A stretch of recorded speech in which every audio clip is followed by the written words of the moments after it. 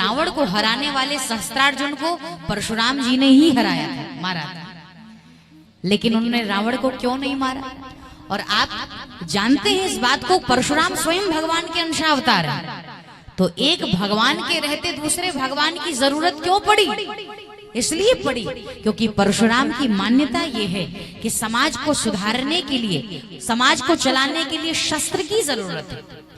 मैं मानती हूं कि शस्त्र की जरूरत भी है, सनातनी भी इस बात को ध्यान दें, क्योंकि हमारा धर्म हमें प्रेम संभाव सिखाता है, लेकिन यह भी सिखाता है कि एक हाथ में माला हो तो दूसरे में भाला भी हो।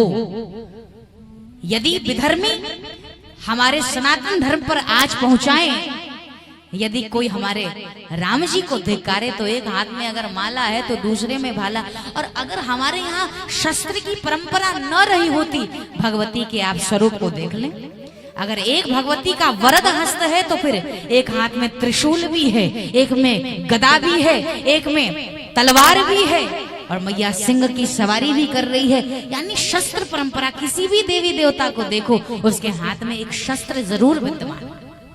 लेकिन परशुराम जी सोचते हैं कि दुनिया को झुकाने के लिए सिर्फ शस्त्र की ही जरूरत है, पर राघव कहते हैं दुनिया को झुकाने के लिए शस्त्र की नहीं, शास्त्र की जरूरत है। शास्त्र के आधार पर यदि व्यक्ति जुड़ेगा तो निश्चित।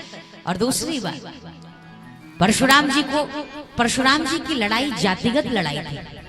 उन्होंने सहस्त्रार्जुन को मारा, लेकिन रावण को कभी देखा तक नहीं। क्यों? क्योंकि रावण जाति से ब्राह्मण था। और राम जी की लड़ाई कोई जातिगत लड़ाई नहीं, बल्कि बुराई की लड़ाई है। और बुराई की लड़ाई भगवान श्री राम की है। इसीलिए एक भगवान के होते दूसरे भगवान की जरूरत पड़ी।